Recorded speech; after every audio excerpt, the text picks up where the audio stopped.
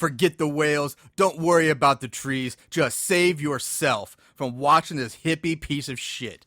Mother Gaia can suck a nut, because we're about to terraform her a new asshole. We watched Earth Day. We watched it so you don't have to. So you know what that means.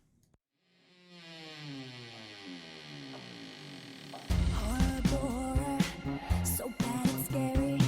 Splitting up is never okay. Plot, who needs it? Don't turn on the lights. Cars don't ever start, but that's alright. Running upstairs instead of out the door. Good acting, what do we need that for? Horrible horror, so bad and scary. Enjoy the show, but not really.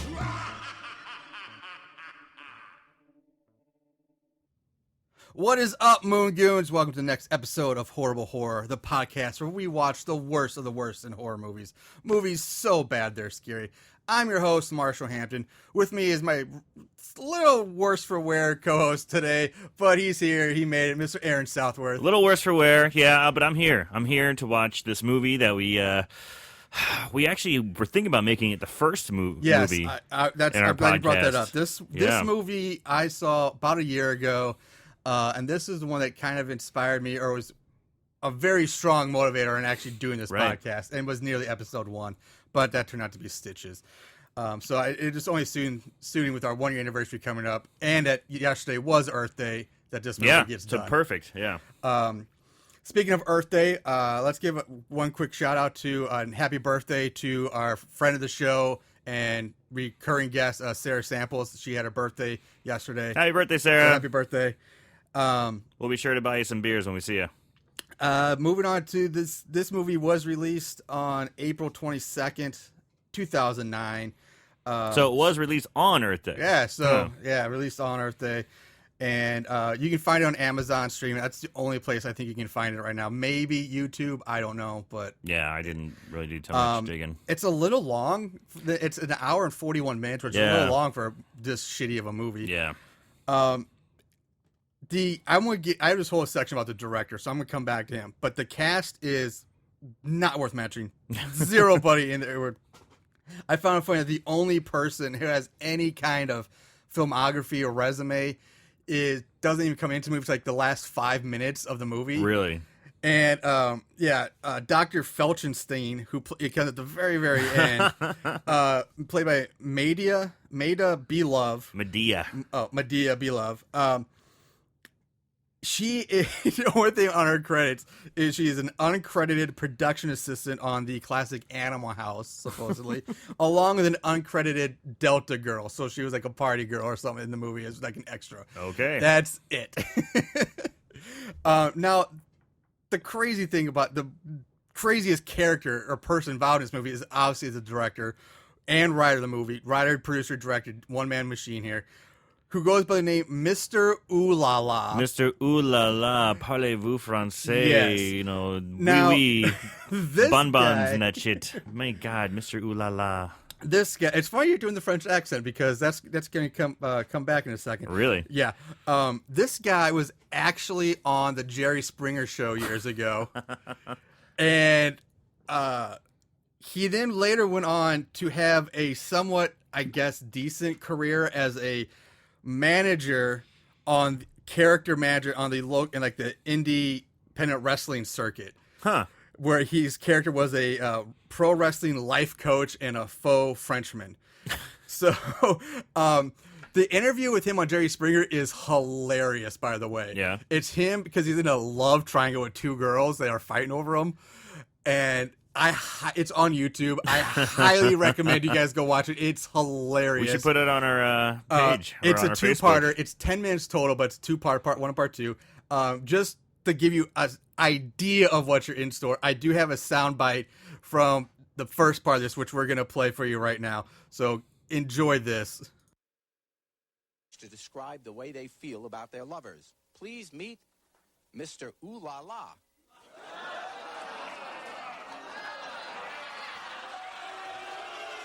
You know nothing. You did not understand. I'm a star. You are nothing. Wait a minute. Okay, I know. Is that, seriously, is that really your name? It is my legal name, Jerry. What are you? You know nothing. It was my baptism into the life What's of your rock and first roll. name? I prefer for the men to call me Mister and for the women to call me Ooh La La.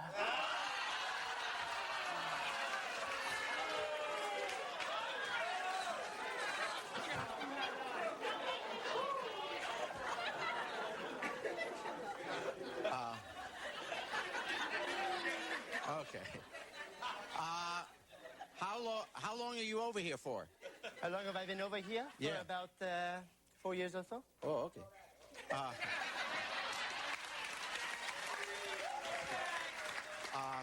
Okay, Mr. Ooh La La, what's going on? Well, for about the past 8 months, I have been living with Trisha and Courtney, and Trisha and Courtney, these two, yes. we, We, and, yes. You have been or we have been? Oh, we means, yes, you. we. Yes, it indicates yes. Who's on first? Okay. We. Like a clock. I have been living with him for about 8 months, and as a provision of my rock and roll lifestyle, you know nothing. As a provision of my rock and roll lifestyle, it says that I must have groupies. You know, Jesus, he has the Christians, Hitler has the Nazis. I have my groupies, you know, they take care of me. They give me pleasure. They give me pleasure. You do not know anything. I am a star. I am a star. You must go there. You must kiss my feet. You know nothing. You are common. You are common. You cannot understand. So that's Mr. Ooh La La. Why wasn't that guy in the movie? Yeah. Okay, that guy, at least he commanded a crowd. He got him screaming. Come Yeah. on. Why wasn't that guy in the movie? I love how near the end he compares himself to Jesus and Hitler in the same sentence. Yeah, That alone was worthy of me playing this sound. that was pretty good. So, all right, that's with that said, let's jump into the actual movie itself. It opens up at Emerald City Park, where 4 hippies are sitting around a freshly planted sapling, and they're talking about their dead friend Pixie. Yeah. Now, hippie 1, his name is Leaf. He's a dude that seems to kind of hate everything, and he comes across as like a depressed emo hippie. He just hates everything. Kind of Kurt Cobainish, honestly. Just kind of like he seems to just carry his teenage angst into his adulthood. You know, Yes, and I mean, he's he's just still just world sucks. And then there's hippie number 2, who's Lily. Now, she is your typical like tree-hugging hippie. She works at a nursery Real crunchy, wears Birkenstocks. selling plants to pay her rent, which Leaf hates, by the way. He's like, oh, you selling glow to pay the rent. Bah. Yeah. And She's doing something she wants to do and leaves Yeah. down on it. yeah. And then there's hippie number 3, which I don't even know. We don't get her fucking name till the very, very end, but I think it turns out to be Simone later. Yeah, and she's not really And hippie so much. She seems at this point to kind of become a singer, and she's working on her first album, which is about to be released for download only to protect the earth. But other than that, she's kind of strayed from her hippie lifestyle. And then there's hippie 4, who I just call stoner, because that's exactly what he is. He's your traditional pot-smoking stoner stereotype. Off the charts. Off the chart, Yeah. So eventually they all leave, but Leaf stays behind for a bit to talk to Pixie. Kind of have a moment of remembrance with Pixie. And yeah, so he's talking to her and the sapling, and he talks about how it's not the same without her around, and that they all let her down. He takes another drink from his wine bottle and then pours the last of it out for his dead hippie homie and walks away into the woods. Leaving the bottles behind. He does. Litterbug. Exactly. What kind of Professor hippie are you? Exactly. Jeez, fake hippies. Those are the worst hippies. Poser hippies. We see a pair of mud-covered feet, which it seems walks up to the sapling, and a hand picks up the bottle. Now, back to Leaf. He's walking down this wooded path, and he stops to piss, and he says, when nature's calls, you don't put her on hold. And now the sounds of a fucking vuvuzela or didgeridoo. Didgeridoo, yeah. Are fucking heard. Leaf spins around. Yeah, so it's like you get the sense that he hears the didgeridoo. Yeah. Because right when it hits, he's Yeah. looking around, the camera's spinning all around him. And you see a hand pop up in the frame with the broken wine bottle. And the hand slices down at Leaf, and the broken bottle slices through Leaf's dick like butter. And he falls to the ground screaming in pain as Kool-Aid blood spurts out of his now severed penis. Spraying him in the face. Yeah. It's Yeah. He bleeds out and dies as the picture freezes and turns to green. And it sounds like almost like an Atari effect. Like this weird digital effect where it sounds like, Pac-Man goes, "Brr, brr, brr, brr," when he goes down. It's something like that. It's like, like a really bad Atari 2600 effect. It really kind of is. That's a good on you for that one. So now roll opening credits, and what could be the worst opening credit music ever. It's basically like Muslim Wayne, like just over an acoustic guitar with an occasional drum. It's shit. It's really bad. It's garbage. Mm-hmm. So we get shots and shots of various nature scenes are shown. Parks, streams, squirrels, geese. And this goes on for a while. Yeah, people walking in a park, and it goes on and on and It's like a public service announcement. Visit your local park. Yeah, it really kind of is. Yeah. And finally it cuts to a detective and a cop standing over the now covered body of Leaf, talking about the murder. The cop pulls back the sheet, and we get a close-up of the severed dick and what looks like steel wool pubes. Yeah, yeah. I mean, I'm not kidding. These things look like it's just steel wool spray-painted brown or black. Yeah, that's a perfect... And then it's shoved on there. So, and in Leaf's mouth is another like wad of steel wool pubes, like in his mouth. So the cop puts the severed dick in a Ziploc sandwich bag. He doesn't use gloves. No, the cop has the gloves. cop have gloves, but the detective doesn't. The detective squats down to see what's in Leaf's mouth, and with his bare hands, he removes this ball of pubes, saying that unless the victim was grooming himself, the killer has left a calling card. What the fuck? This makes zero sense. So right off the bat, we're yeah. Come on. This whole movie's setting it up for just a kind of vibe right off the bat. I mean, first of all, even if Leaf was manscaping, why the hell would he put the ball of pubes in his own mouth? And why would he think that the killer would leave pubes as a calling card in the first place? Because that would be immaculate DNA evidence there. Yeah. If it's their own pubes. Here's my calling card. And Me. If it's Leaf's own pubes, the detective is retarded because it does not take a genius to realize that this would have been a personal murder and not like a random killing where somebody leaves a calling You're card. giving it way too much credit, Marshall. You're like thinking too deep here. I know, but it just wine bottle cutting off dick. That's how we started. All right. So also throughout this whole scene, the detective is eating like a panini, and then he sets the panini on Leaf's chest while he hands the cop a Ziploc bag full of the pubes, picks the panini back up and takes a bite out of it. I kind of love that. As the cop covers up the body. So literally, he just ate food off of a dead body. Yeah. So now we cut to Hassan. So this is like a theme we're having with people eating food around dead bodies. Yeah. Because we've had two recently where they're in the morgue eating. That's just recent. We've had almost so many of them that have people eating around dead bodies.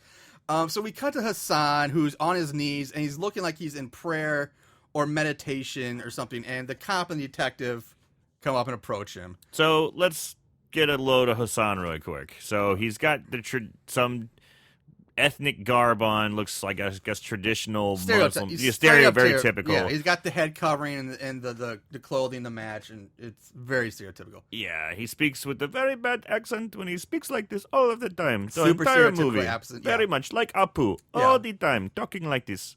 And he's just got a ton of makeup on. Yeah. And it's brown face.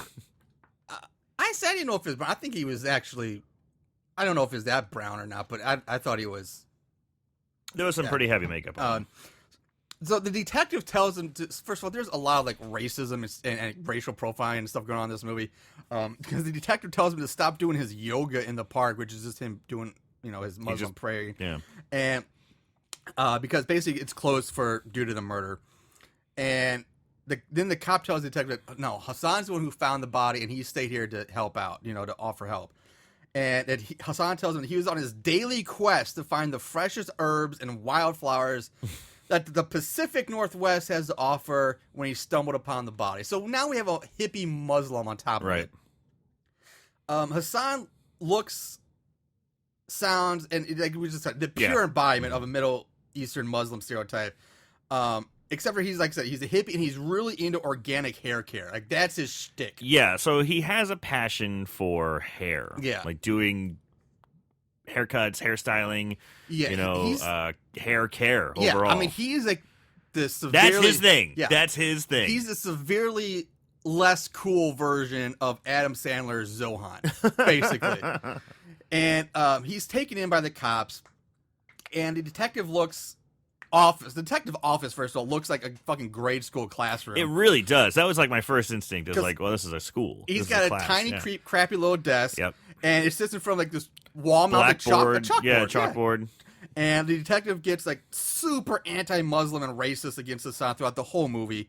While talking to the other cop about Hassan and pinning him for murder, it's just a lot of like racial profiling and stuff.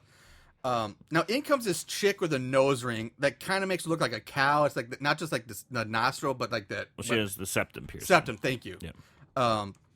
And she looks like she just came from a funeral because she's in all black, complete with a black veil, and she is a harsh-looking girl. Hassan's released because she pays the bail, and when he exits the police station, we can't, like you just said, it's clearly a school that they filmed this at. Yeah. Because there's a shitty little bike rack right next to the front door, and they just threw up this crappy, like, hand-painted sign above the door that says Emerald City Police. So basically we're in Oz now. Yeah. We just went to Oz. And so the girl and Hassan, they go for a walk in the park.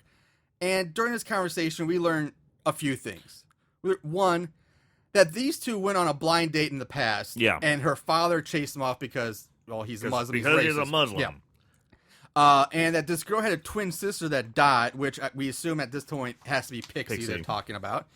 And 3, her father has become super overprotective since Pixie's death.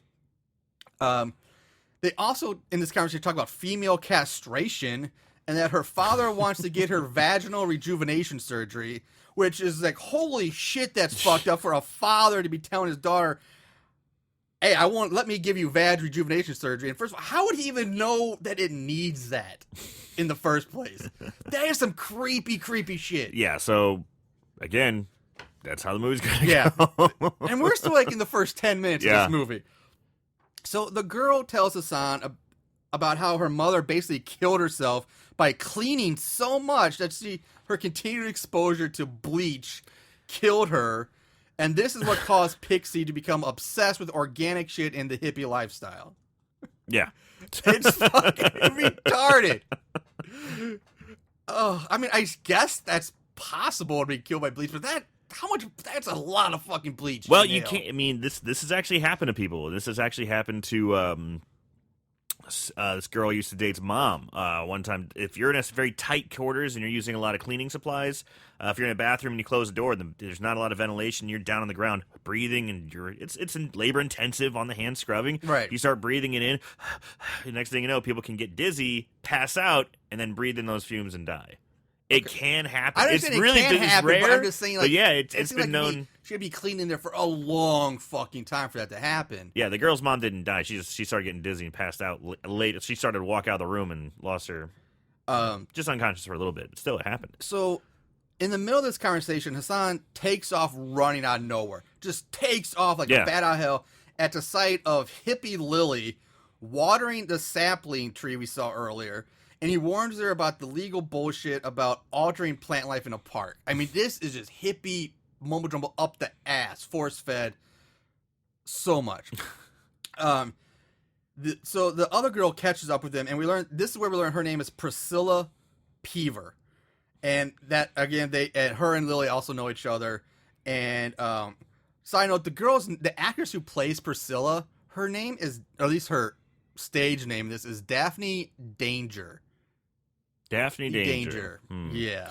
Mr. Ooh La La and Miss Daphne Danger. You should see, oh my God. A lot of the names I noticed were... if you look at IMDb or just look Yeah. at the credits, the names of these people, these actors, are fucking insane. It's like, who named these people? Oh, it's obviously... There's like Dawn Baby and Tracy Love and like Coy something. Like, it is ridiculous, the names of these people.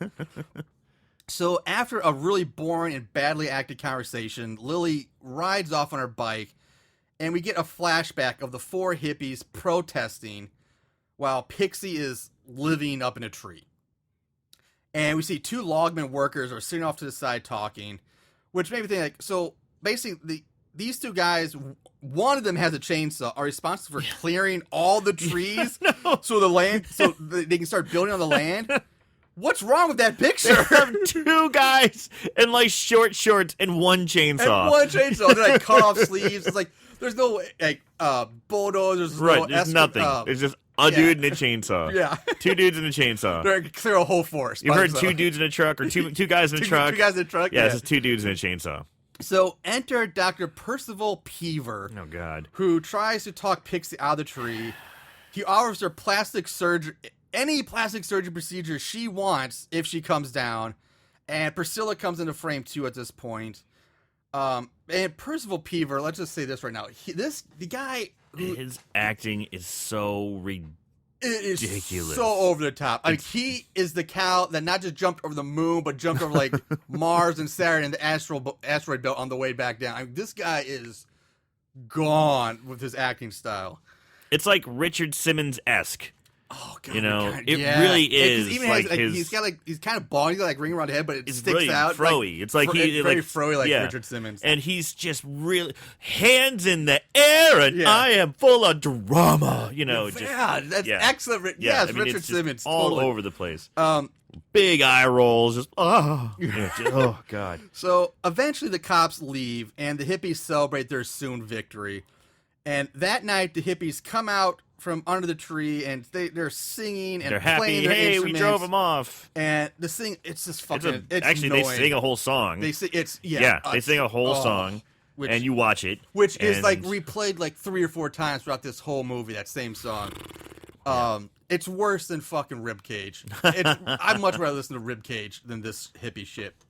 So, Leaf ends up walking away as the others pass around a joint, and we cut to Leaf, who's standing in front of one of the loggers. It was in a standoff. Like one guy's holding like a thin stick, while the logger has a chainsaw, and they're like about to fight. Chainsaw. Yeah. And the other logger stands back watching this. All right. The other hippies hear the chainsaw and they go to see what's up.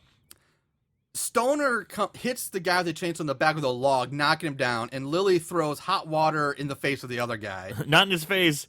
On his crotch. Oh, was it on the crotch? Because he started saying, "My goose is blistering." Okay, I didn't. I must have looked down. And instead of taking him to the hospital, his buddy's like, "Don't worry, man. We'll take care of your goose. I'll get you to the bar as soon as I can." Yeah, that's what I did. He said, "Let's get to the bar."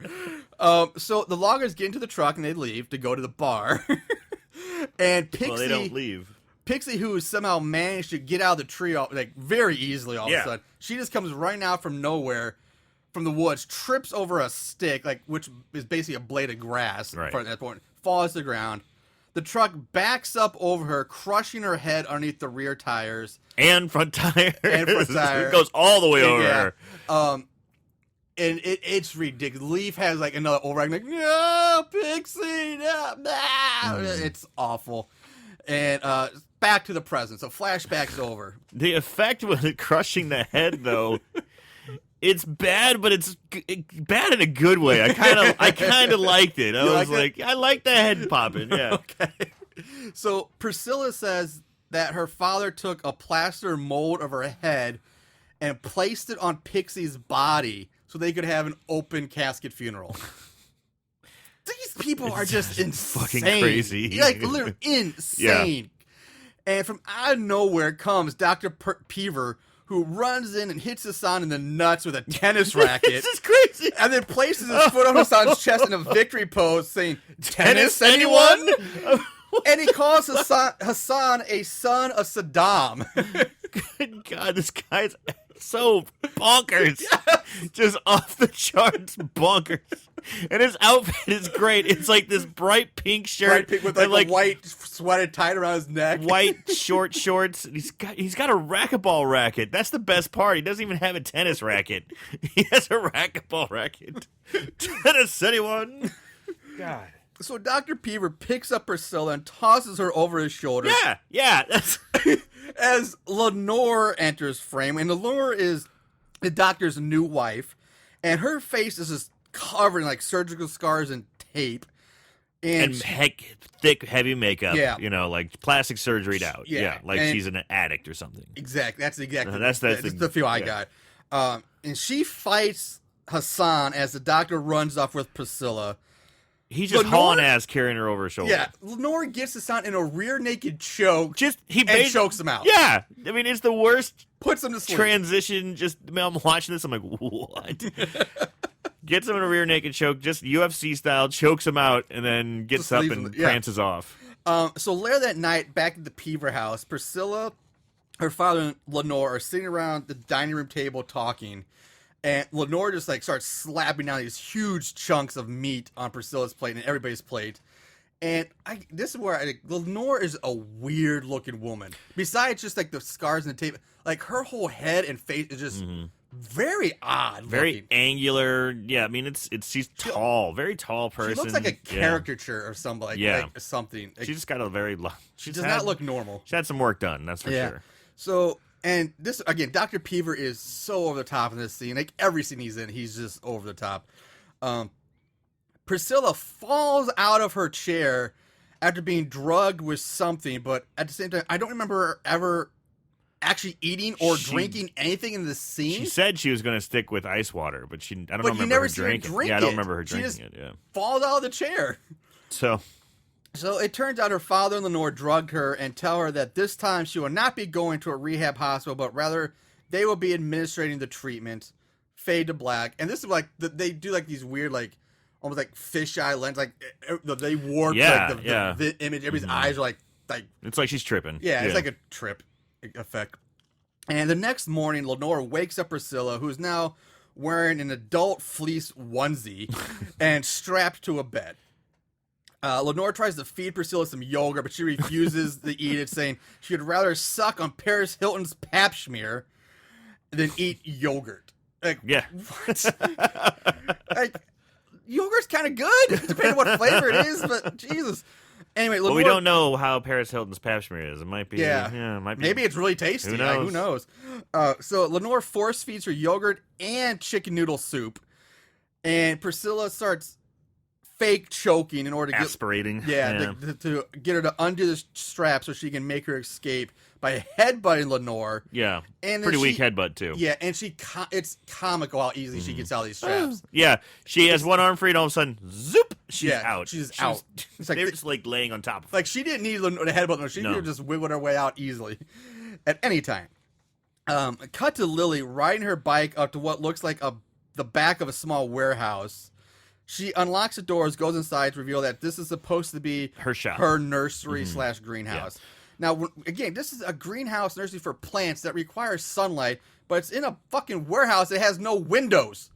There's no sunlight for these things. Lily's walking around spraying the plants with like a water spray bottle, and we see the muddy feet walking through the nursery. Hearing the didgeridoo. Fucking didgeridoo. And it picks up this large like head clipping blade that Lily put down, and so she could go take a beetle outside because she has to, a beetle needs to be cared for. Oh sure, well she's totally hippy dippy. Every life is precious. Yeah, oh god. And Lily comes back and notices the blade is gone. She wanders around the nursery looking for it, and again the fucking didgeridoo, fucking playing as the hand. Man, you got some hate for the didgeridoo. I hate this music. It's like, God, I hate it. You just don't like the didgeridoo, or I hate vuvuzelas and didgeridoo. You don't like that effect? No. Oh man, I never met someone who hated an instrument with such passion. The vuvuzela is like the bane of my existence. I will not watch a soccer game anymore because of that goddamn instrument. Wow, that's some hate. Yeah. So anyway, you see a hand with the blade pop up from behind some plants in front of Lily. The screen freezes. Turns green, more and then fade to black.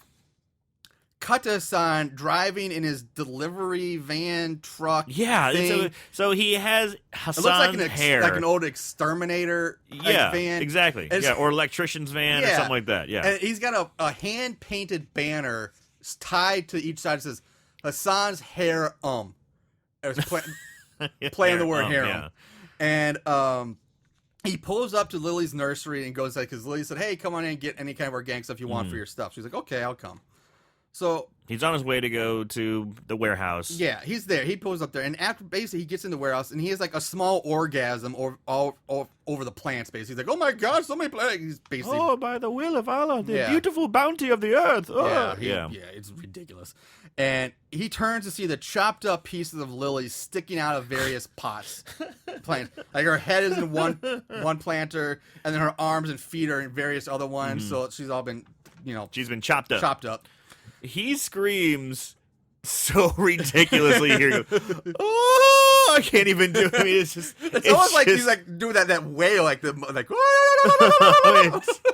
it's funny because he screams, and I get you scream, but then he stops.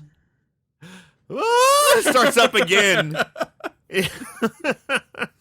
So he runs back to his van and drives away to a payphone to call the cops.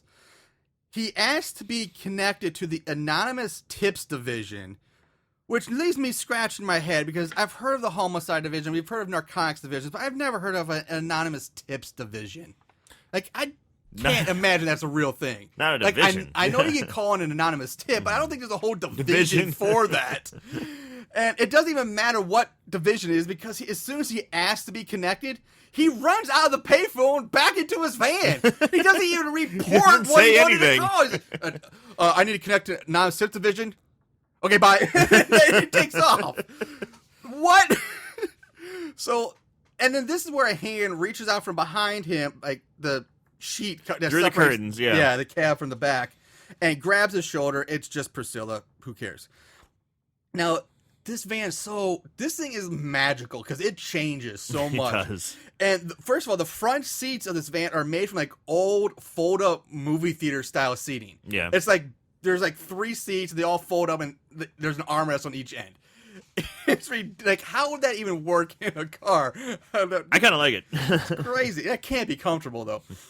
So hippie Hassan yells at her for smoking in his van, as she tells him that her parents drugged her and tried to brainwash her. And he tells her about Lily and leaving an anonymous tip with the cops, which he obviously Really didn't didn't. do. And she's like, "All right, whatever. I don't." Yeah. And it's like, that's totally fine. Let's just go for a trip. Let's get out of Doesn't here. seem too concerned. No, doesn't give a shit. Right. She's like, let's just go for a drive. And they drive to some remote location, and Hassan shows her the back of his van, which is set up like a makeshift hair salon. And for a hippie, he has that is so like anti non-organic products and carcinogenics because he throws a big fit over Carson. He has a shit ton of Aquanet in the back of it. He's got a whole bunch of He like loves his hairspray and Aquanet. stuff. Yeah. So he tells Priscilla about his family and how they do not care for hair. And we get another fucking flashback, which is 5 years ago in Pakistan. And I've never been to Pakistan, but apparently, according to them, Pakistan is a cornfield with a wooden sign in front of it. So That is Pakistan your looks Pakistan. like the Midwest. It looks Yeah. like Illinois. Yeah, looks like rural Illinois. Yeah. So, and there's this large metal shed. Hassan's sitting at a table with his father while a woman waits on them and pours them tea. Now, this looks like something that you would see in a terrorist video because it's complete with like a masked man holding an AK-47 who just stands there behind them. And then during the flashback, this is where I was like, holy shit, because I was writing this in order. The very next scene is the father making a terrorist video. He's sitting there talking to camera with like a guy in a black bag over his head is on his knees with the guy with an AK standing behind And him. he's wagging his finger at the finger. thing. You're fucking Al-Qaeda in this movie. Jesus. So, look, I'm just waiting for him to cut this guy's head off next or something like that. Like, good God. So, Hassan's father has him return a shipment of weapons, I guess, to the Taliban or Al-Qaeda or something like that. Because Hassan says he's basically like the delivery errand boy for his father's terrorist organization. And this is where he meets a woman who's got a shit ton of hair. It's like super, like down to her knees type hair. And he combs her hair, and this leads Once him... he sees her hair, he's smitten. he's like, wow, never have I seen such unbridled hair that needed care, and like he just suddenly found his calling in its hair. Yeah. And so this leads him to his love affair with hair and hair products. And he's like, I want to stop being the delivery boy. I want to focus my attention on hair. And I want to stop being a terrorist and start working on hair. Yeah. And so this basically ends up getting him exiled by his family. And back to the present, Priscilla is crying at his plight. Like, it's such a moving story that she's crying. Ugh. Oh my God. Just, at this point, I almost would have been slapped in the face with like a dead fish at this point, just because I can't, I don't know. The two of them are walking around the city while Hassan tries to disguise himself by wearing her purple hoodie and sunglasses. And they go to hippie stoner, this market or festival, like hemp. Yeah, like, it's like an outdoor flea market like thing for hippies. I don't know what else is called. Well, they said it was 420. It was 420, yeah. But so something going on, and she finds Stoner from the beginning of the movie, and Hassan goes off by himself and walks past a missing/wanted poster of Priscilla, and Hassan gets kidnapped back at his van. God. Priscilla and Stoner go back to the van to find Hassan's stuff on the ground, and he's gone. Bummer, dude. He's gone. Yeah. Cued a montage of Priscilla and Stoner walking around asking people if they've seen Hassan. Wow. Again, the worst, most annoying music I've ever heard plays. It's something like shit for brains. Yeah, Shit yeah, for brains, yeah. shit for That's brains. exactly what it was. I mean, It's like, I got shit for brains. Yeah, Yeah. It's ridiculous. It's fucking goddamn. So Lenora shows up and tries to take Priscilla away. Stoner blows weed smoke in her face, which instantly causes her to pass out. And I remember the line was, and they carry her off. if they're uptight, they go down without a fight. When he blows the weed in her face. Jesus. Oh, man. Or they're light. Yeah, or something when they're uptight, they go out like a light. That's Yeah, what it was. something That's like what that. it was. Yeah, and because he just blows weed smoke in her face. Right, and she's like, ugh. He just passes out. Yeah. They drag her off. So, cut to Dr. Peever's house, where he has Hassan laid out on a surgical table, and we see bloody surgical instruments lying around. He wakes up Hassan and shows him that Peever's now giving him ginormous tits. Just huge fucking tits he gave to Hassan. So let's talk about that for a second. All right, let's let's reset. talk- He just gave Hassan tits. Yeah. So this is his form of torture, essentially, is he's going to use him as a guinea pig for cosmetic experimentation. Yeah. Because he ran out of Cambodian orphans. I was just, yeah, you didn't let me get to that. Yep, you got that's coming up. Yeah. Exactly. Oh, Which was the man. next thing I was like, Cambodian orphans. Like, first, how does that even work? So he's not just one crazy. He's also apparently smuggling people into he's a human trafficking. What is going on with this guy? So, and he's like, all right, you know what? You need to rest Hassan because tomorrow we're gonna, I'm gonna work on your vagina. So Yeah, he plans on so- giving him a vagina next. So I think he's trying to turn him into like Caitlyn Jenner or something. Like that.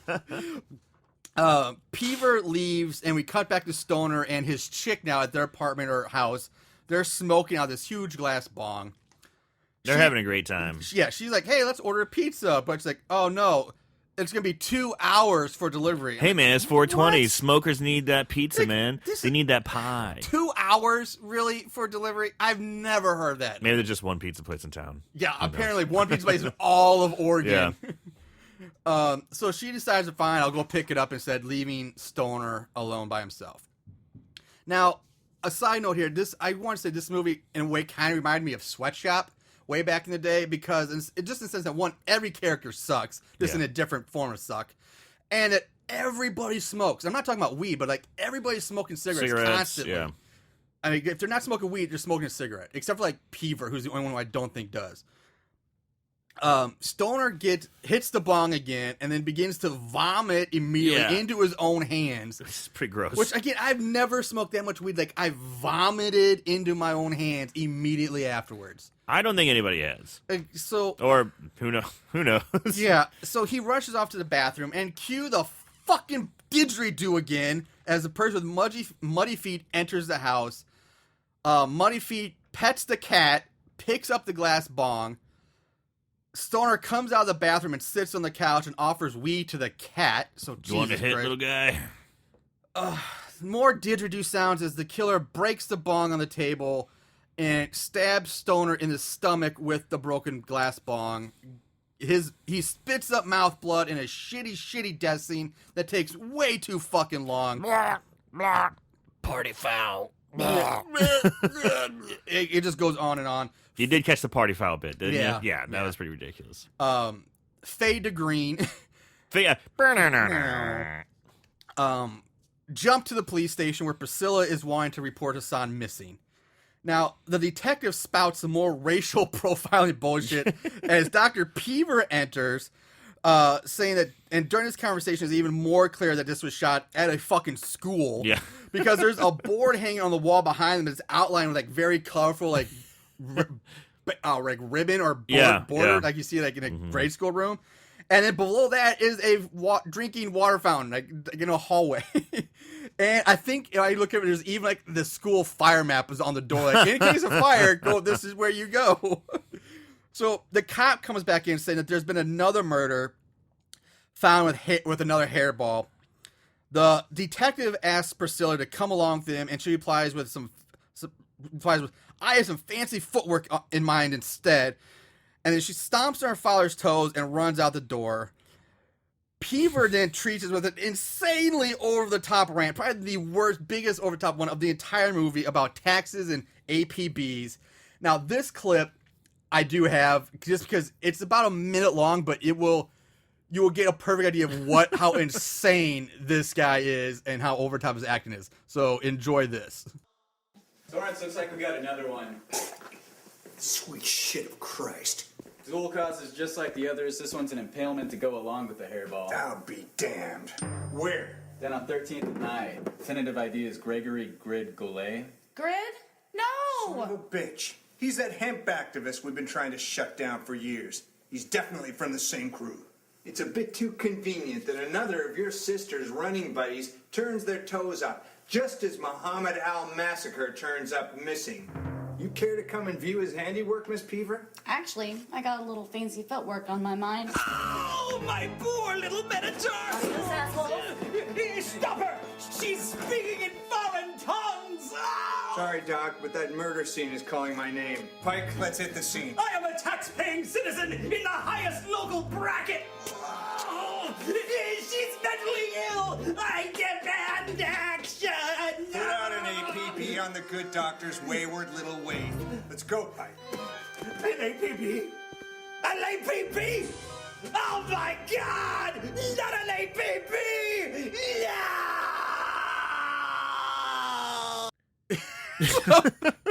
There is the best example of Dr. Peever and his over-the-top, just insanity that this guy brings to this movie. So, hope you enjoyed that. Oh my god! If you haven't seen it, that's So, it cuts back to Hassan, who is strapped to either the surgical table or a bed at this point, and right back to Priscilla, who has now entered a bar and orders a Cosmo. So she's really not that concerned about her friend. She really She's isn't. missing. She's like, I'm just gonna go have a drink. Yeah. And the bar TV is showing live coverage of stoner hippies murder scene, as Simone, the singer hippie from the beginning, enters frame. At first, I thought, oh, is she a waitress here? But she's getting ready to do a gig. she's doing a gig, like basically the equivalent of like a hole in the wall dive bar with no, like, you see this bar. There's obviously no musical venue ever at Right, this there's no bar. stage. There's no She might play in the corner. Yeah, but yeah, there's no stage. And it's just supposed to be an album that dropped. Apparently, it's supposed to be a big deal. Sure, she has hired security. Yeah, because they go back to some room where they make Which is baby the only Mickey. different location you can tell. I was gonna say that. We're gonna get to that because I have that later. in my notes. It's supposed to be, I guess, the green room or the dressing room or something. It's someody's living room, And it's obviously not the same building at all. And we meet baby Mickey, who is Simone's fat bodyguard. Personal security. Yeah. And the two cops enter the bar, which the girls see because apparently at first it's like, oh, this is a wholly different room. No, apparently this is supposed to be the back of the same room of the bar, but it's completely different. Right. Because they see the cops come in, and Priscilla asks Simone if she can create a distraction so she can slip out the back. So this is Simone's thought process. Yeah. I'll create a distraction. By making, okay. No, I'll let you take this because her idea of distraction begins with her make self.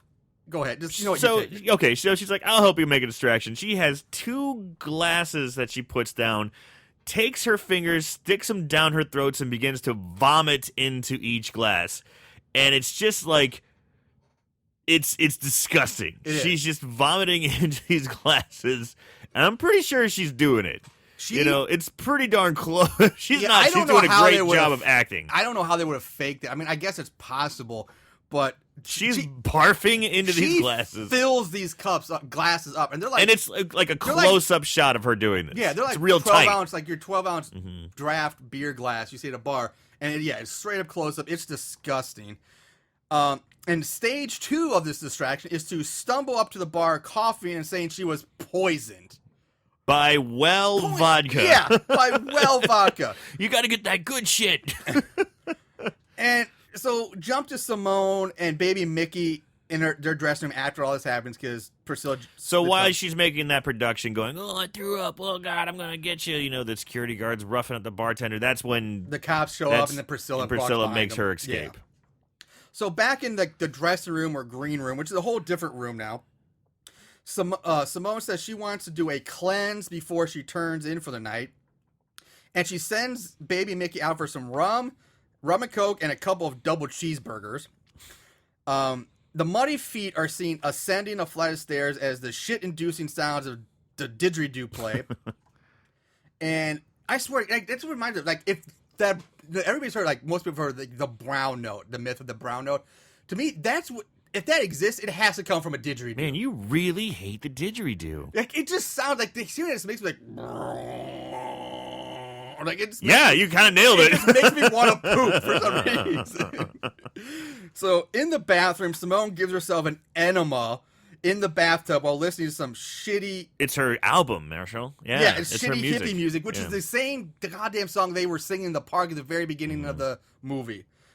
And the muddy feet enter the room, and they get a bottle of bleach from underneath the sink, and they pour it into, the red...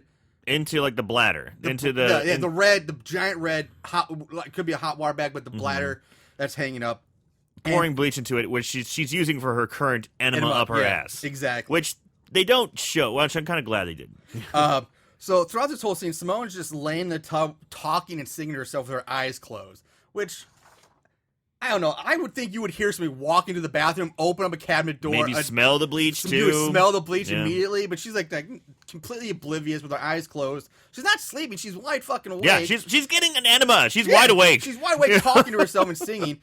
And she finally does open her eyes. She sees the killer, which apparently she knows, but the killer... She's like, hey, you! And immediately the killer squeezes the enema bag, filling Simone's rectum with bleach. She dies in a... The screen freezes, turned to green. The bodyguard returns to find Simone dead. He carries a bottle of liquor and a large Ziploc bag of flour, which is supposed to be cocaine. Coke, but it's like a gallon. Yeah, it's like it's like a whole bag of flour in a Ziploc bag. Hundreds of thousands of dollars of cocaine. I'm sure it was like 100 grams worth of cocaine. If that's what it is. And which he just rubs furiously on his teeth and goes, when he finds it, he's like, oh no, while just doing his god-awful attempt at trying to cry. And giving himself nummies. Yeah. And they show a shot of Simone with a wad of pubes in her mouth as she hangs over the bathtub edge. Back to Hassan and someone entering Peever's house. And the didgeridoo is heard. The hand reaches out and smothers Hassan's face with a black cloth. And this takes us to Hassan sitting unconscious in the back of his van with a sign on his tits that reads bye-bye. Bye-bye. Yeah. He begins to pray, meditate, whatever, and have flashbacks in the back of his van, which now has magically changed as well. Yeah. Because before it was set up, like we said, a mobile hair salon, but now all that's gone and it's replaced with 2 benches along the side. Right. In place of where the makeshift barber chair was. It just completely just changed it. But yeah, he's having visions like his father and like Priscilla, and it's and he's wrapped up. He's got ace bandages all around his chest, and kind of give the idea that he's got boobs, and there's like blood seeping through it. And he looks down at his tits, and each tit has been replaced with the face of Priscilla. Don't leave us, and they beg him not to leave. Yeah, the tits talk to him. He snaps back to reality and drives off, saying, "I'm coming, my love." Like, my love? When did that happen? There was like no love interest whatsoever. Like, you went on one blind date like months ago, and all of a sudden, like, this is the love of your life. It's like, what? Where did that even come from? And it's not like she even has nice hair. She barely even has hair at all. Right.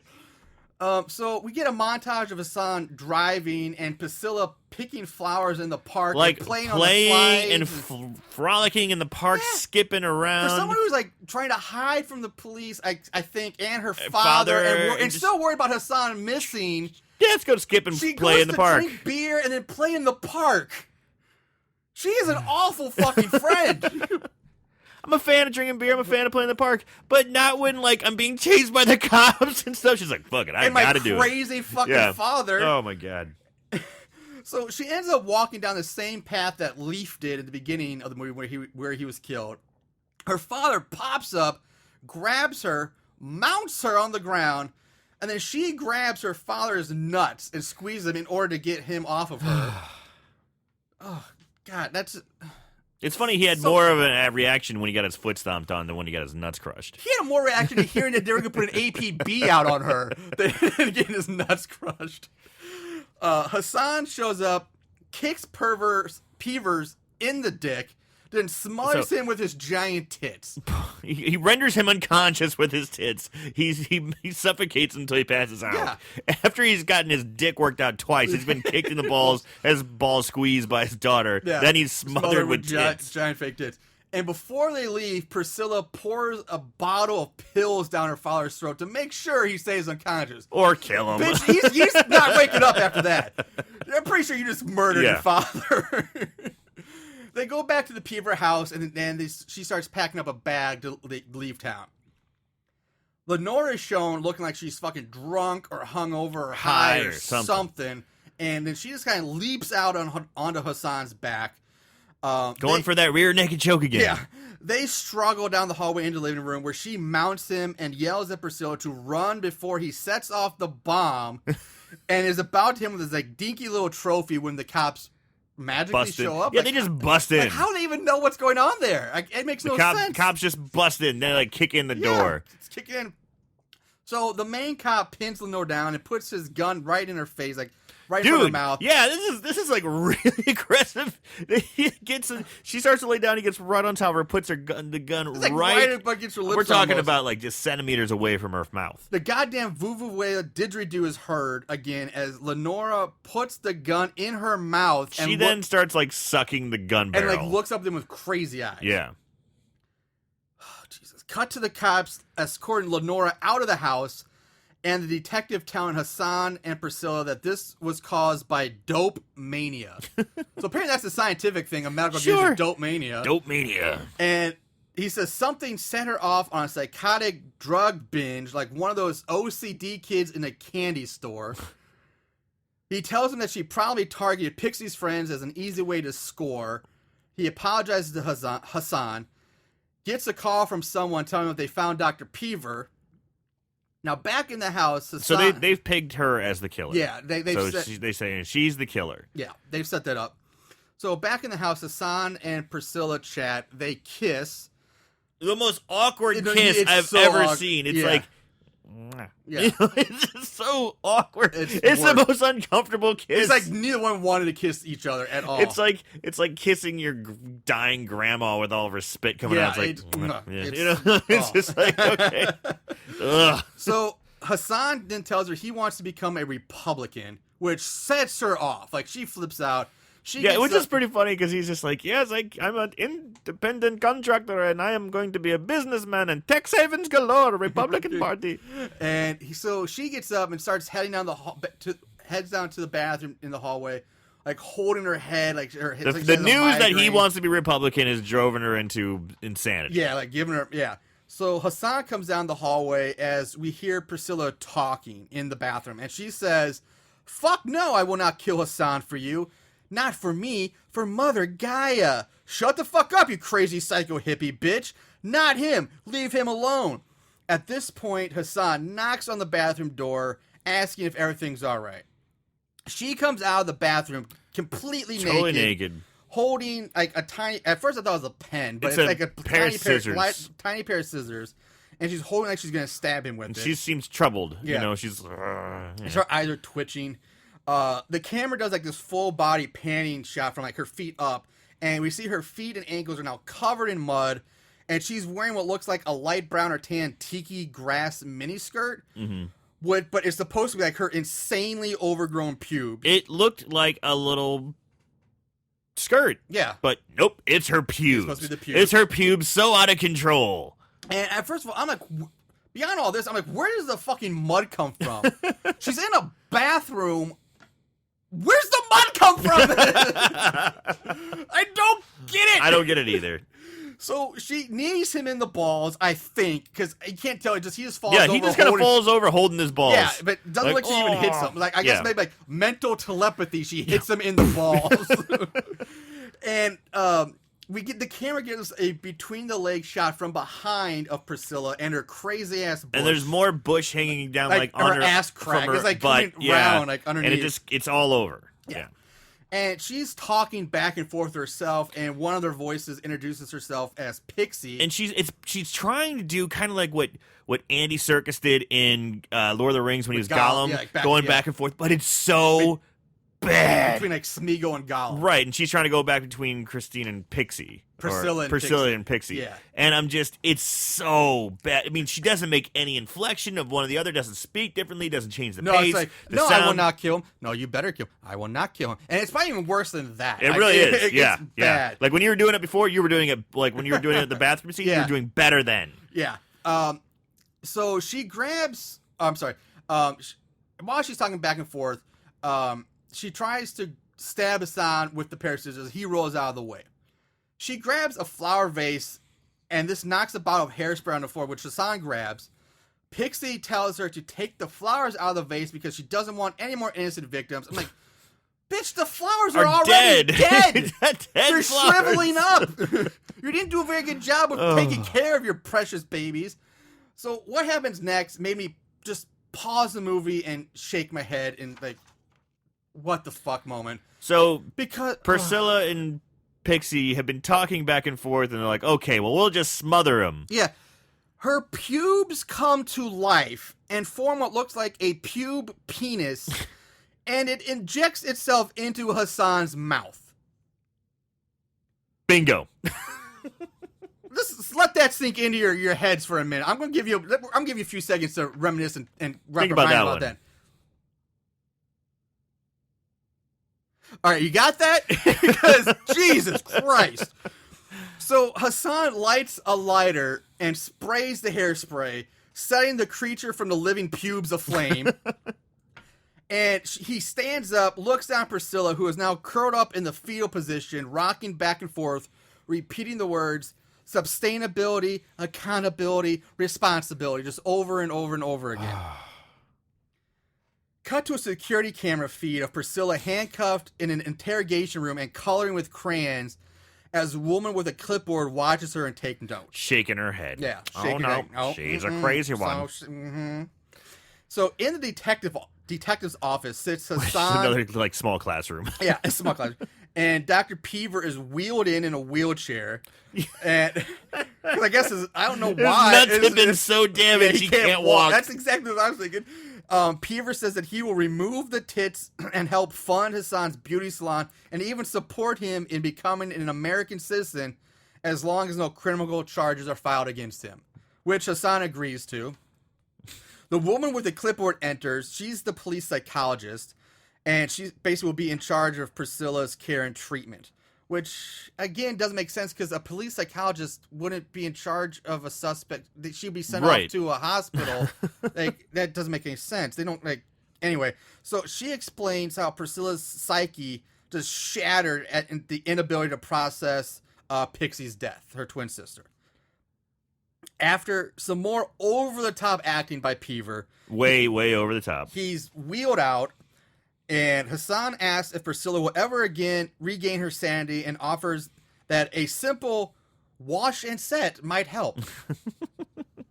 I'll just wash her hair. She'll be fine. She'll be fine. She'll be fine. Totally. Cut back to Priscilla, and we see that she's now handcuffed to Pixie as the fucking didgeridoo shits out some more noise. They argue, and Priscilla ends up grabbing Pixie's head and slamming it down repeatedly into the desk. The next camera shot shows Priscilla unconscious on the desk as Pixie's talking, saying that she can wait and meditate till it's time to spread the word of Mother Gaia once more. Priscilla begins to sit up, but when she fully sits up, she is replaced by Pixie, who says that Earth Day is every day. Cue more shittery-do. Freeze frame. Fade to green. Roll credits into shitty hippie music you've heard 5 times already in this movie. Starts up again. During the credits, they show like the childlike crayon drawings of each of the murders. I kind of like that. Yeah, it's like the one thing I kind of like. Yeah. And it also says at the end, like, no animals, hippies, or Pakistanis were hurt during the making of this film. That's Earth Day. That pile of mother... I don't even want... Nope. Nope. It's done. It's over. Moving on. Yeah. So, moving on. Favorite kill. There can be only one. Favorite kill. Aaron, what do we got? Well, there wasn't a ton of kills. I mean, No. let's see. We had the kills, but they were limited. My favorite has to be Pixie. The effect with the truck rolling back. For some reason, I just love that one. Okay. Like, rolls over her head and then just keeps going and rolls over again. It's pretty funny. And like I said, it was good enough, and it was cheesy enough, but good enough to make me smile. Okay. All right. For me, it wasn't Pixie. Most of the time, I'll go with any kind of dick severy, because I've done that in the past. That's always a classic. That's a classic. That's a good one. But just because we've seen it before, I have never seen anybody get murdered by a bleach enema. That's a new one. That's a new one. So Yeah. I'm gonna, even though it's not a great scene, I'm just gonna go. That's original. As shitty as this movie is, at least I've never seen a bleach murder enema scene before. So I'm going with that one. So that's that. There's our favorite kills. Let's move on to odds and ends. Not only did they watch these films, they researched them too. Ugh, what is wrong with these guys? Starting with ratings. I shake my head at this. IMDb gives it a 5.6 out of 10. Jesus Christ. And I broke this down. I found I wanted to break this down. So it had 75 total votes or ratings. 27 people gave it 10 stars. 27 people must have worked on the set. That's exactly what I was thinking. They Yeah. worked on or knew somebody. And 2 votes in the females ages 45 and older group gave it a 9.5. Because my daughter worked on that. So Rotten Tomatoes, no thermometer score. I get 100% audience score. Well, it's probably one person voting. 7 users. 7. So almost 7 of these people. So again, No, figure this out. This is where this gets really weird. All right. So percent of people that give it 3.5 stars or higher. So 100% people gave it 3.5 stars or higher. Out of 7 user ratings. The average rating, it's all on Rotten Tomatoes. You can find it here. Average rating is 2.8 out of 5. The math doesn't add up. This movie has caused the laws of mathematics to go into chaos.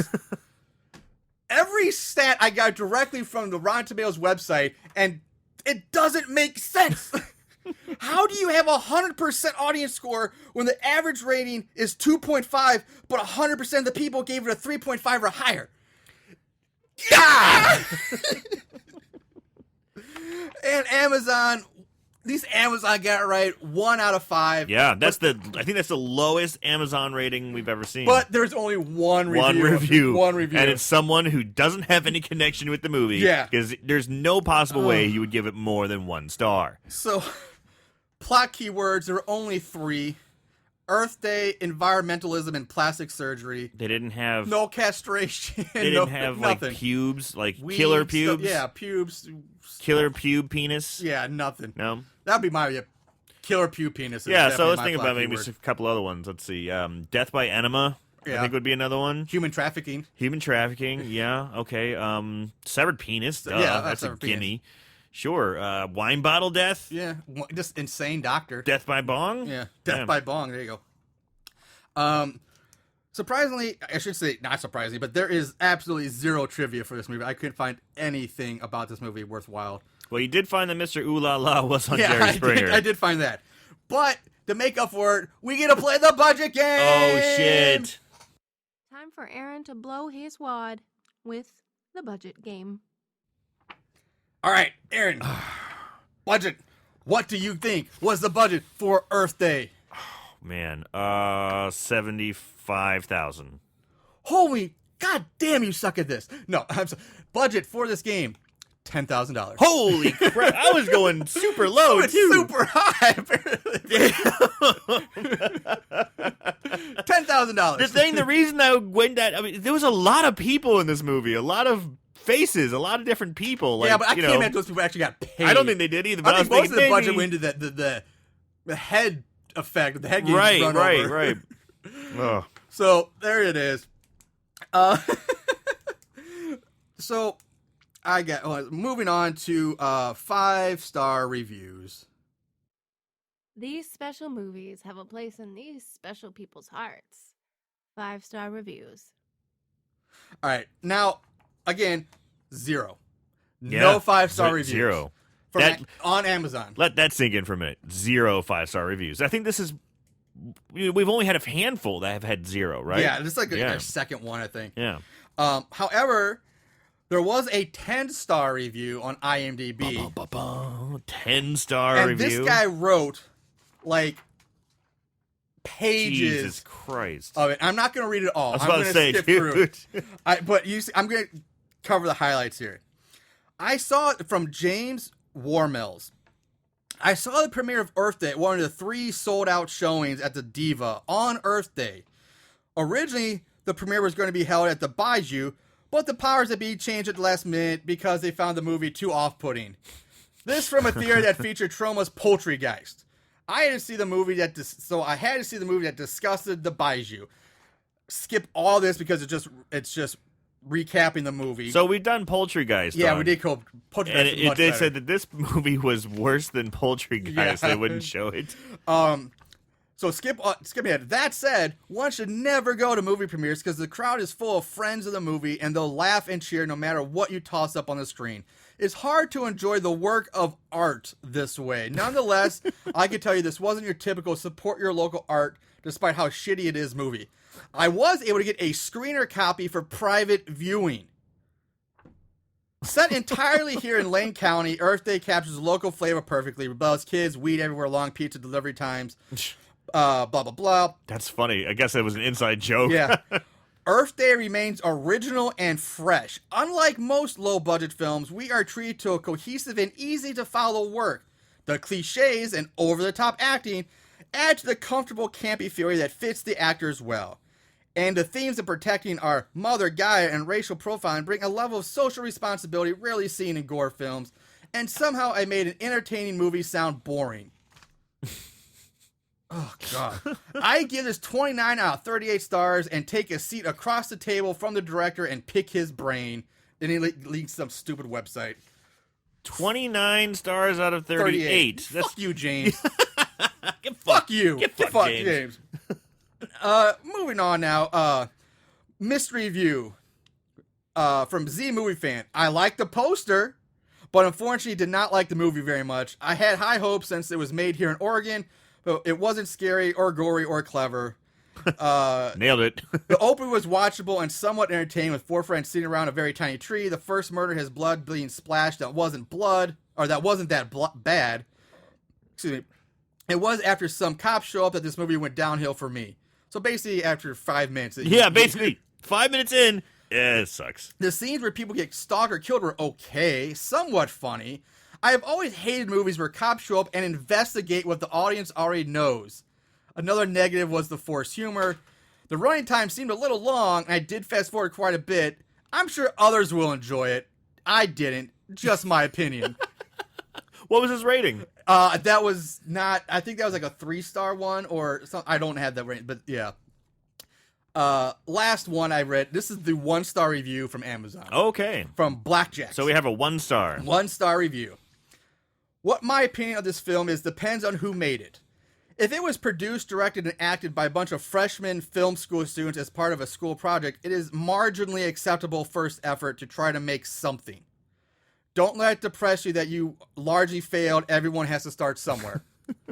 If it was done by sophomore and above film school students, I think you should seriously consider switching majors.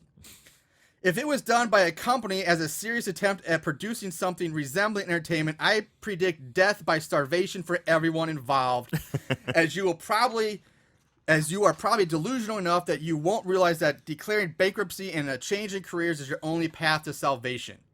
I'd be angry that I paid to watch this, except I am suspecting that it was produced via the third option, and I am choosing to write off my investment in the film as charity to help those unforgivable souls stave off their impending starvation for just a little longer. On a positive note, I used to be frustrated by how bad most Sci-Fi Channel original films were, but in creating this film, you have provided valuable perspective on how they are not the worst possible films, thereby helping to alleviate the frustration. So thanks, 1 star.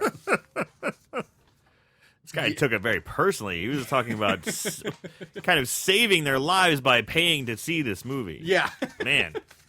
So that brings us basically to the end. What our final thoughts, recommendations, clothing words. Aaron, it's going to be pretty no-brainer, but go ahead. To be perfectly honest, I'm a little bit on the fence about this one. Fuck you. It's just so weird. I mean, it's a weird movie. It's too long. It is. It's way too long. If you edited it down, and there's a lot of opportunity for editing, so you gotta cut a lot of that shit out to make it good. So bad it's scary. I think it had potential, to be perfectly honest, if you're going to make it a campy goof, but they missed the marks. Like the overacting bits by Peever, too much. I mean, I don't mind a little, but it was just, oh God. I mean, just pick him here and there. The racist stuff was too much, or it just done wrongly. I think it had a chance, but it failed. Okay. So. I'm there with you. It's exactly so bad, it's scary. Yeah. This movie is garbage. I will agree with you, though. I didn't think about it until you said it, that, the premise isn't that bad. But I agree with you completely that they missed the mark. Like, if they would have gotten the camp aspect better, it probably would have been a better movie. But they completely fucked up the campiness of it. You needed better actors. Yeah. I think that just their actors were not good or not cast correctly. Awful I'm people. sorry, but the gal, the lead, she was fucking dog shit. She was so bad. So bad. And she's bland and like no emotion. I mean, Hassan was okay. Hassan was okay. But that accent was still fucking retarded. Yeah, but I mean, at least he tried to be like, have some emotion, change things up a little bit. She was just like, just dead deadpan the whole movie. Oh my God, just flat affect, like she's Xanaxed out, but on the opposite end, because of how shitty this movie is, if by some chance you feel like you have to watch this movie, the only redeeming thing I started enjoying is Dr. Peevers. He's so over the top crazy that it's almost enjoyable to watch because everything else is so shitty. Yeah. I mean, he sucks, but at least he's doing it in a fun, entertaining way. He's so over the top. And that's, again, it just doesn't... He's so over the top, and everyone else is so bland.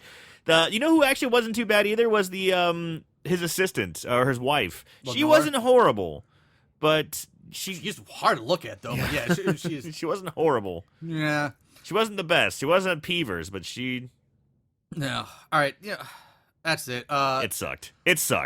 I mean, we're trying to talk. It's fucking sucked. Let's just go get high or something. And hey, Earth Day. Earth it's just Day, 2 days after 420. I'm sure you got a little bit of your stash still lying around. Let's get something done here. Yeah. To help alleviate this off of us. There is something positive because it was such a horrible movie. We did save a little bit of. We didn't make as much production. Our carbon footprint is lower. Yeah. Because it's such a bad movie, no one bought it. So exactly, that's true. Yeah. So Good on you, Earth Day. Yeah.